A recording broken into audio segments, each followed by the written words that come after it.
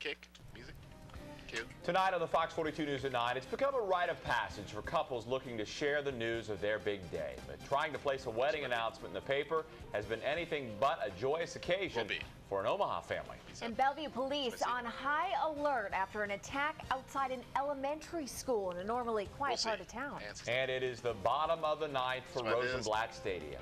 You can buy a piece of the stadium's history. More local at 9. You're watching the Fox 42 News at 9. Mike and Q. Well, it's a tradition that has spanned generations, but for one Omaha family, that tradition came to a sudden halt last weekend. Jeff and Heidi Wilkie wanted to submit their daughter's engagement announcement to the Omaha World Herald, only to find out it's not allowed simply because their daughter is gay. Fox 42's Jenny Nowatzki talks about the movement that is now sweeping across the internet, hoping to make the World Herald publishers change their policy. It's a story you'll only see on KPTM. Will D, lose it. It all started with this photo of Christy Wilkie and her fiance Jessica living in Minneapolis. They wanted to share the news of their engagement with friends and family back in Omaha.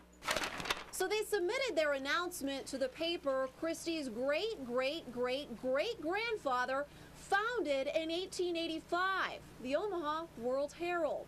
At that point, through a series of phone calls and conversations, my dad, who was following up on the issue, was told by the publisher at the paper that as a policy they do not print same-gender wedding or engagement announcements. If a pig would have flown by me right then, I couldn't have been more surprised because I literally like I'd been punched in the stomach. Forced to tell his daughter, Jeff Wilkie was overwhelmed with emotion.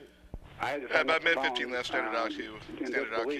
And thought about it and cried about it and felt for the first time in my life the sting of discrimination. Hoping to change the publisher's minds, Christy's family started a page on Facebook and within 3 days gained over 2,200 members. It's amazing. It's overwhelming to feel that kind of support, and at the same time, you know, to hear stories on that page about people and couples who have been denied this right for, you know, years. Facing criticism, the World Herald posted a comment on their Facebook page saying, quote, public opinion is split sharply. Gay marriage is illegal in most states, including Nebraska. And we were so naive as to think that the World Herald would be so excited about the descent of their founder being gay and proud and engaged. Even so, Christy's family doesn't wish harm on the paper. We know we can create change without destroying an organization. This isn't about bringing the Omaha World Herald down. This is about changing a policy, and we know with enough steam and momentum behind us, 2,000 people strong on Facebook alone, that we can create this change. With photographer Taylor Stein, Jenny Nowatzki, KPTM, Fox 42 News. Now, as of 4 o'clock this afternoon, the Omaha World Herald has restructured their policy. They issued a statement in the paper saying, quote, celebrations, announcements regarding legal weddings, engagements for legal weddings, or anniversaries of a legal marriage will be welcomed regardless of the genders of the couple. We will not run announcements regarding commitment ceremonies, partnerships, and other non-marriage unions, again, regardless of gender. 5 states and the District of Columbia have legalized same-sex marriages, including Iowa. We will publish celebrations announcements of marriages from those states. And Christy says while it's not the exact news her family had hoped for, it's a step in the right direction. Bellevue police are calling it a random attack. They say a female teacher at Gilder Elementary School near 37th and Chandler Road was walking between portable classrooms just before 10 o'clock this morning when a man tried to rob her of her backpack. She says he also hit her in the face with a piece of asphalt. She only suffered minor injuries and wasn't able to give police an accurate description of that suspect. All she could tell was it was a guy, a man, wasn't a student, an elementary student, but that's all she could tell us at the time. Of course, we're going to follow up with her later after she gets over maybe the shock or the surprise, and maybe we'll come up with some more information. Anyone with any sort of information is asked to call police at 293-3100 or Crime Stoppers at 592-STOP. Police say this is the first instance of violence that has happened near that school. A security staff with Omaha Public Schools is beefing up patrols in the school. Well, a Plattsmouth man is behind bars after a standoff at a home there earlier this morning. And police and SWAT members swarmed a home near 15th and Smith Avenue around 3. They say 55-year-old Edward Toman called 911 saying he was holding his girlfriend at gunpoint. Officers say Toman occasionally stuck his head out the window, advising everything was okay. At one point, his girlfriend, Diane Belosker, tried to escape through a window, but was pulled back in by Toman. And she was finally let go. 3 hours later, police released tear gas into that home, forcing Toman out. He was charged with making terroristic threats and false imprisonment. A woman accused of running down an officer with her car outside Westroads Mall Saturday night has not yet been released from the hospital. 31-year-old Shantae Veland's expected to be charged once she is released. Police say she was driving the getaway vehicle used after a shoplifting incident at Old Navy. Officer Brian Miller, who was working as a mall security guard, says he chased 20-year-old Lanisha Maxwell, who jumped in the car. Police say he shot Veland after she ran him over. Miller is being treated for serious injuries. He has been with the force since June of 2008 and works in the Northwest Precinct. Veland's been jailed 3 other times on shoplifting charges. She is expected to be okay. Maxwell, meanwhile, has been charged with shoplifting. A Lincoln man is picked up over the weekend in connection with the stabbing at a center for low-income families. Officers arrested 23-year-old Ramkel Coang yesterday morning after 2 people were stabbed at the Center for People in Need. He was booked on suspicion of 2 counts of second-degree assault and 2 counts of use of a weapon to commit a felony. Police say 21-year-old was hurt but are expected to be okay. They believe a fight between several people led to that stabbing. Well, police nab a suspect they think stole thousands of dollars in electronics from a Lincoln elementary school. 28-year-old Kenneth Morin was taken in after police searched his home and they found 8 projectors and 20 computers.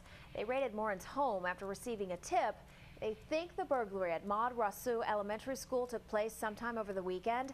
Officers say that burglary caused over $6,000 in damages to the school since a prying tool was used to break open the doors and a wall. A jury has been selected in the trial for the accused Midtown rapist. 32-year-old Anthony Layton was charged with first-degree sexual assault over a year ago in the rape of a 67-year-old woman. Police think he might be tied to other sexual assaults in the Midtown area reported over the past 2 years. Police say DNA evidence found inside a glove left at the woman's apartment matched that of Layton's.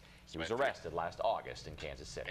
A man police say is linked to the murder of an Omaha actress through DNA evidence will also stand trial this week. Jury selection is underway in the first-degree murder trial of 45-year-old Patrick Baldwin. Police say he is accused of strangling and killing his former fiancée, 40-year-old Passionetta Prince, in her home back in 2006. Officers say they found blood stains on her nightgown and clumps of hair on her floor that contained Baldwin's DNA just days after they broke up. Baldwin, meanwhile, pled not guilty to the crime. Well, Democrat candidate for governor Mike Meister has chosen his running mate. He stood side by side with Nebraska Democratic Party chairwoman and current Nebraska Public Service Commissioner Ann Boyle at the Capitol this morning while the two announced the pairing. The Scottsbluff attorney had to choose a candidate by the Wednesday deadline. He says Boyle is a great pick for him, given her long experience in the state and national party. Meister was nominated by his party last month to challenge Governor Dave Heineman after Mark Lakers dropped out of the race. Music.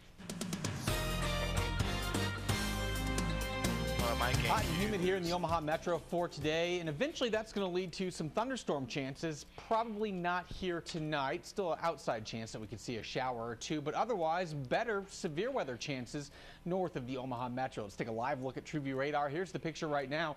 Here in the Metro, nothing to speak of. A good line of showers and storms further off towards northeastern Nebraska. You can see Norfolk getting ready to tackle a thunderstorm up there. Not severe at this time. That's the good news. A lot of those storms will continually move off towards the east and northeast. And again, we could see a shower here in the Omaha Metro, but the majority of the more widespread severe weather will be across northeast Nebraska and then eventually pushing up towards areas across eastern South Dakota and northwestern portions of Iowa. First of all, let's go ahead and get you to the graphics and talk about what's setting up as we take a look at temperatures. You can see we're at 83 here in the Omaha Metro, 79 in North Platte. Temperatures trying to come down from the lower 90s once again here in the Metro today. Now by tomorrow morning, 6 a.m., 74 degrees. Partly sunny skies, partly sunny at 9 a.m. too. Temperatures right around 77 at 9 o'clock. Staying warm and muggy as we go through Tuesday, breezy as well. That's going to continually fuel in moisture, and that means storms possible as we go towards Tuesday and Wednesday, especially beginning Tuesday afternoon, that is. And then eventually cooler and less humid conditions as we approach the end of the work week. Your complete forecast coming up in a few minutes. It was a very special groundbreaking ceremony today, all aimed at helping out the environment. Members of the Douglas County Board of Commissioners announced the new rain garden will soon be going in on the east side of the Douglas County warehouse. According to the Pacific, The county hopes about 85% of rainwater from the parking lot and roof of the building will be captured and lower the amount of raw sewage floating around the neighborhood. Rolling. Ease up. Kick. Through this project, thousands of gallons of water will be diverted into the ground.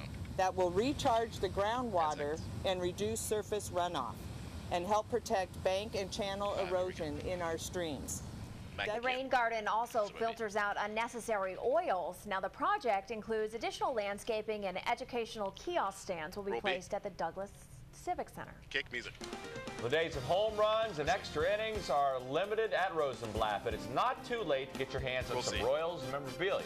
And across southern Louisiana, many paying tribute to those who have lost their lives after Hurricane Katrina swept through the region 5 years ago.